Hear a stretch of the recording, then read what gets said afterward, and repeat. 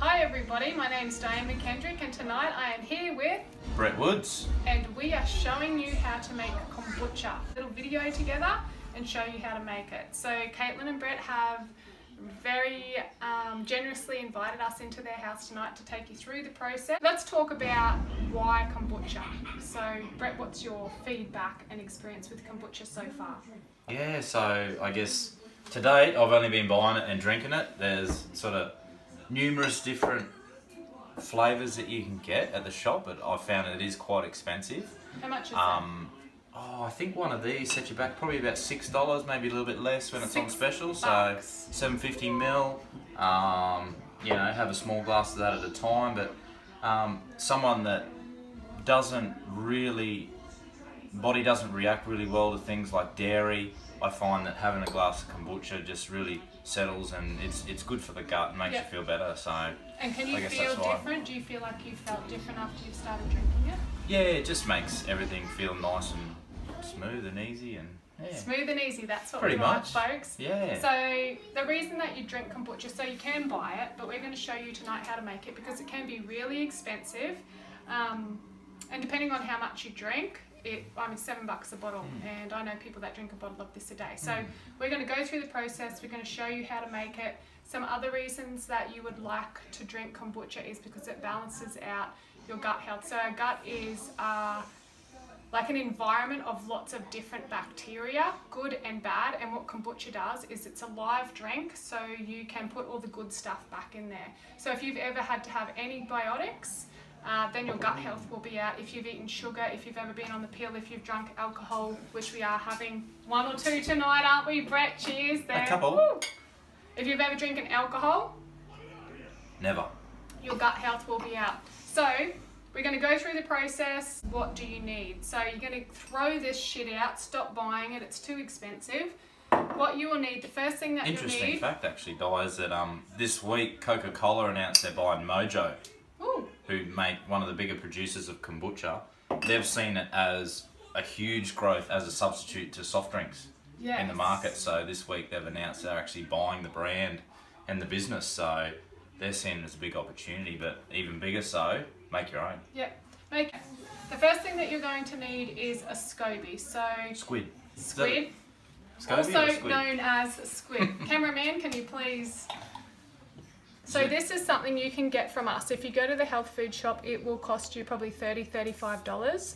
We feel completely honoured and blessed to be able to just gift this to you. So if you contact me or Brett, because you're going to have a lot of these soon as well, they grow and they keep birthing, like because it's live, it just keeps growing. So we can fix you up with one of these. But have a look.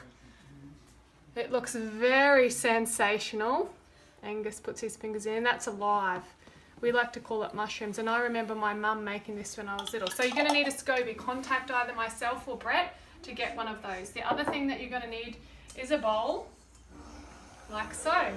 You'll also need a vessel, 4 litres. Almost 4 litres. Whatever. Okay. Yeah. 4 litres, and get this from Kmart, so easy. The other thing that you'll need is raw organic sugar, and you need a cup of that. So this will go up in the comments. I'm going to get Brett to pour that in the bowl for us. That's a difficult job. Take it away, Brett. Okay, so you put the sugar in the bowl. The next thing that you do, well, you need your tea bags as well. And we've just chosen these tea bags because that's what is available, but you can get any tea bags.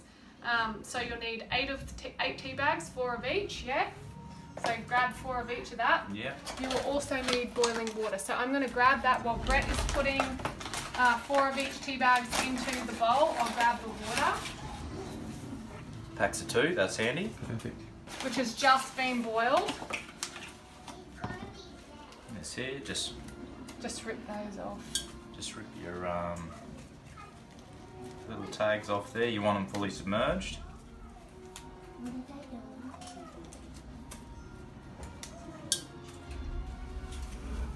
See what's happening there? So plain and simple as 1 cup of raw organic sugar, several tea bags, or 8 if you're a perfectionist. Me, I just chuck in whatever I'm feeling on the day. You boil the kettle. Thank you, Caitlin. She's organised that for us. We pour that in. Simply add water. Simply add water, Gus, the whole lot. I'm not good with directions or measurements. How do you go on the GPS? Terrible. Be careful, the water splashes up. Oh, apparently I'm supposed to like mush it. Mush it. Put the whole lot in. That's I it. think I tell the GPS I'm the boss. So it's very simple ingredients, guys. Stuff you'll have at home even. Maybe not the organic raw sugar, but you can get that in a lot of good health food shops. Stir. Yep. Yeah, so I guess after that, just stir it all through. Make sure it's all mixed. Stir. Good. That's a good stirrer. Thanks, Diane. I don't know where the stirrer is, but pick something to stir it with. And then you continue to stir it until all the sugar is dissolved. So this is the first step. So Brett is vigorously stirring right now. Caressing the tea bag. Caressing the tea bag. That's what it's going to be called in the ingredients and recipe. Caressing the tea bags. Well, it smells divine too. The berry.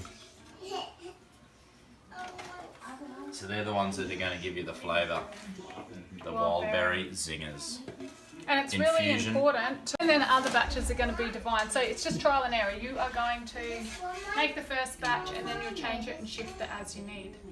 My husband Gus and my daughter Esme are in charge of making the kombucha, and I think in this household is it your job, Brett? Yeah, I think I'll be doing most of it. I think so. It's your job now. So basically, it's not very difficult, so I should be able to manage it. Hopefully, fingers crossed, I'll be able to manage this one. It's just like making a big cup of tea, really. Big cup of sweet tea. Just more sugar than I normally have. So, but I think later on in the process, that sugar, you're not really drinking sugar because it changes, doesn't it? So what happens is all the live little bacteria from the SCOBY, they eat the sugar. And it's that chemical reaction or the fermentation process which creates the bacteria that's good for your tummy. So as we're just dissolving that, we're going to finish caressing the tea bags. We're going to keep this separate.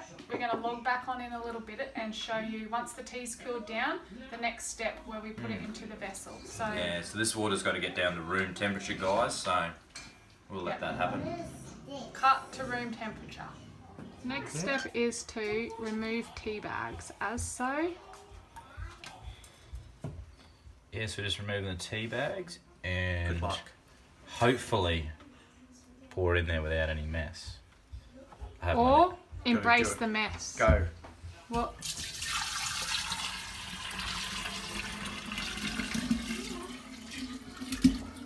There's that one limit. That's alright. Watch for Fish it rogue out. tea bags. Everything's cooled down. What happens, Angus? Well, yeah, don't put the SCOBY in until you get to room temperature or you'll kill it. And then, yeah, you won't go very well. So we're just going to wait a little bit longer and then we'll put this in. And then in summer, mine take bang on a week to bottle. At the moment, that'll be really sweet. But as the time goes on, you keep tasting it, that sugar will drop off as the SCOBY eats it, and it'll get to the point where it's starting to get tart. Depends how you like it. I don't like it really tart, so I bottle it after 7 days. But if you like it tart, leave it for a few extra days till it gets tart, and then put it. You can drink it straight out of there, but I generally bottle it with some fruit in the bottle. Yep. Do a second ferment. Pineapple's my favourite, but you can use berries, or generally I find like apples not juicy enough, I don't think. So kind of juicy things, But during that period, you are just testing it every now and then, and you can really customise it to how you like it. Is that right? If you want it a bit sweeter, just bottle it earlier. Yep. Oh, very nice. And otherwise, if you like it tart, just leave it an extra few days. It's temperature dependent. I had one that went for months and I ended up giving up on it because it was in winter. It was taking too long. But so it's the ambient room temperature you're talking to there? Yeah, that's what I found. I mean, everyone's got a different recipe. This is just how I do it. But and then as Di said, these will grow a new SCOBY. They can sink, they can float, they can be on their side. That's fine. Doesn't mean anything really. But generally, it'll grow a new one on top. Yeah. So that's how you end up with more and more of them. That's why Yeah. we'll end up giving them away. Yeah. So that's just a bit of our passion fruit one. So that's what you do after your time. So Yeah, all I it's do. finished. Yep, and then bottle it, and then I just leave a bit in the bottom. Yep. And then I just make the new tea and pour it in on top. Okay, nice and easy. Simple as that. Leave Yep. the SCOBY in there, or take one out and give it away if you need to. Yep. But So I know layers of SCOBY. there'll be layers of SCOBYs. I'll get to the point where they're like this thick, and I'll start pulling Does that them out. change how quickly that process works, or is No, it normally still? I found it just always takes a week in summer for us, where ours are on the bench. But yeah, it'll be different for everyone. And the other thing is, you can't have that on top. You've got to have it closed off, but something like a chucks that can breathe. Yeah. Okay, so now what we've done is we've cooled the tea down. Brett's going to show you what we do next. We have the SCOBY here, just in this old batch of kombucha. We started to. So, literally, it's not very difficult. Pull it out. There it is there, the SCOBY, looking lovely. Absolutely delicious. And Plop pop it that in. straight back in. You have to tip that in. You need to pour the starter tea in as well. Just make sure this is cold before you put the SCOBY in. And like Brett said, you put the SCOBY in, it's going to float up, float down, round about, doesn't matter where it is. But then you'll leave that sit for how many days, Brett? 7 days. 7 days. Approximately, depending on the temperature. But yeah, probably just jump in, check it every few days, taste it, get it to your taste, and she's all done. Yep. And then after that, what you're going to do is do a second ferment, which is, actually you need to cover it. Brett's going to give you Like that, chucks. and then yeah, just get Piggy in. tails are essential. You have to do the piggy tails or it won't work, okay? Off camera before, I had it done perfectly. But Or a now- rubber band.